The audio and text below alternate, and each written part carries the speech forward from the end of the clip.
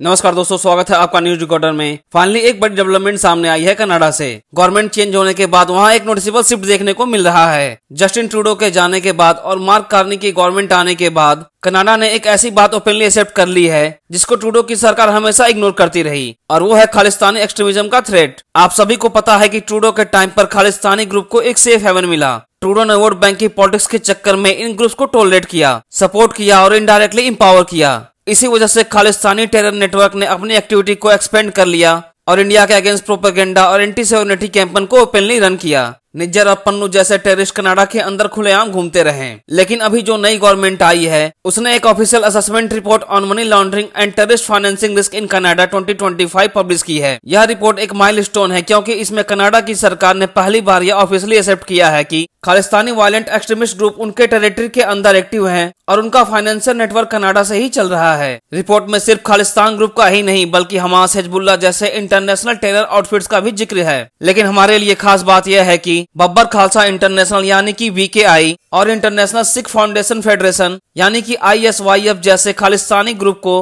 Canadian criminal code में terror identities के रूप में लिस्ट किया गया है। अब सवाल यह है कि ये ग्रुप अपनी फाइनेंसिंग कैसे चलाते हैं। रिपोर्ट्स के मुताबिक सबसे बड़ा टूल है NGOs और non profit organisation. Khalistani diaspora के लोग जो ओवरसीज में रह रहे हैं वो डोनेशन देते हैं और उसके बाद यह पैसा हवाला नेटवर्क्स और लेयर ट्रांजैक्शन के जरिए टेरर फाइनेंसिंग में कन्वर्ट हो जाता है। और इसी तरह हमास और हिजबुल्लाह भी अपने फंड रेज करते हैं। खालिस्तानी ग्रुप अपना नाम ओपनली यूज नहीं करते बल्कि छोटे छोटे बैनर्स और अलग अलग NGO के नाम पर फंड रेजिंग होती है ताकि अथॉरिटीज को ट्रेस करना मुश्किल हो, और फिर ये पैसा एक सेंटर नेटवर्क को जाता है और फिर वहां से उनकी ऑपरेशंस और प्रोपेगेंडा चलाए जाते हैं। और सबसे इंटरेस्टिंग बात यह है कि इस रिपोर्ट में बब्बर खालसा और ISYF का तो जिक्र है लेकिन सिख फॉर जस्टिस का नाम मिसिंग है, और इसी ग्रुप को गुरपतवंत सिंह पन्नू चलाता है जो अभी सबसे एक्टिव और डेंजरस खालिस्तानी एक्सट्रीमिस्ट है। SFJ आज के नाम पे सबसे ज्यादा फंडिंग और प्रोपेगेंडा कर रहा है, लेकिन अभी भी कनाडियन अथॉरिटी ने इसको ऑफिशियली टेरर आइडेंटिटी डिक्लेयर नहीं किया है। ये एक लूप होल है जिसका फायदा पन्नू उठाता है। रिपोर्ट में एक और क्रूशियल चीज लिखी गई। खालिस्तानी ग्रुप के मेन टारगेट हैं इंडिया की टेरिटोरियल इंटीग्रिटी और सोवरेनिटी। इनका एम है पंजाब में एक सो कॉल्ड इंडिपेंडेंट स्टेट बनाना, लेकिन असल में इंडिया के लिए ये कोई रियल थ्रेट नहीं है बल्कि इन्होंने कनाडा की डोमेस्टिक पॉलिटिक्स और सिक्योरिटी को ज्यादा डैमेज किया है। आपको याद होगा कि निज्जर की किलिंग के बाद जस्टिन ट्रूडो ने इंडिया के ऊपर सीधा सीधा ब्लेम लगाया था। उन्होंने NSA, अजीत डोभाल और अमित शाह तक का नाम लिया। इस एक इंसिडेंट ने इंडिया और कनाडा के रिलेशन को लोएस्ट पॉइंट पर ला दिया। दोनों देशों ने अपने डिप्लोमेट्स को वापस बुला लिए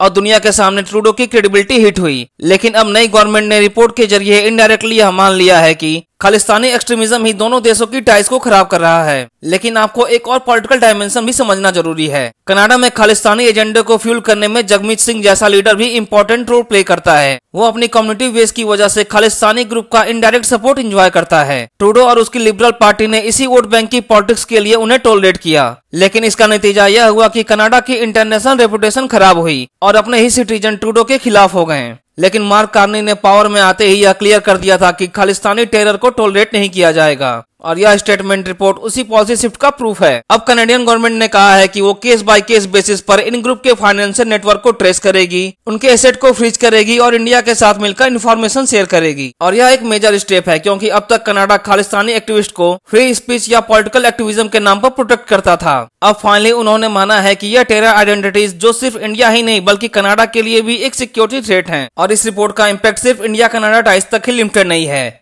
खालिस्तानी नेटवर्क काफी कंट्रीज में एक्टिव हैं, लेकिन उनका हब हमेशा से ही कनाडा रहा है, और जब कनाडा इनके फाइनेंशियल रूट को कट करेगा तब नेचुरली बाकी देशों में भी इनके ऑपरेशन वीक होंगे। इंडिया के लिए यह एक डिप्लोमेटिक विन है क्योंकि अब कनाडा खुद एक्सेप्ट कर रहा है कि खालिस्तानी टेररिज्म एग्जिस्ट करता है और उसके फाइनेंशियल रूट उनके टेरिटरी में है। तो दोस्तों अब पिक्चर क्लियर है। ट्रूडो के टाइम पर खालिस्तानी ग्रुप को पॉलिटिकल शेल्टर मिला, उन्होंने अपना नेटवर्क स्पेंड किया और इंडिया कनाडा रिलेशन को डैमेज किया। लेकिन अब मार्क कार्नी की सरकार के आने के बाद एक पैराडाइम शिफ्ट देखने को मिल रहा है। असेसमेंट रिपोर्ट ओपनली यह बोलती है कि Khalistani violent extremist group Canada में एक्टिव हैं और उनका फाइनेंशियल नेटवर्क NGO और NPO के थ्रू चलता है, और यह इंडिया की सोवरेनिटी के खिलाफ कंटिन्यूसली काम कर रहा है। और सिख फॉर जस्टिस जैसा ग्रुप अभी भी ऑफिशियली बचा हुआ है, लेकिन अब पहला स्टेप ले लिया गया है। धीरे धीरे अगर कनाडा इसी अप्रोच पर कंस्टेंट रहा तो खालिस्तानी नेटवर्क को खत्म करना पॉसिबल होगा, और यह सिर्फ इंडिया के लिए ही नहीं बल्कि कनाडा के लिए भी जरूरी है, और इससे दोनों देशों के रिलेशन दोबारा ट्रैक पर आ सकते हैं। हालांकि कनाडियन गवर्नमेंट की इस असेसमेंट रिपोर्ट पर आपका क्या मानना है? अपना ओपिनियन हमें कमेंट सेक्शन में शेयर करें और इसी तरह के कंटेंट के लिए हमारे चैनल को सब्सक्राइब करें।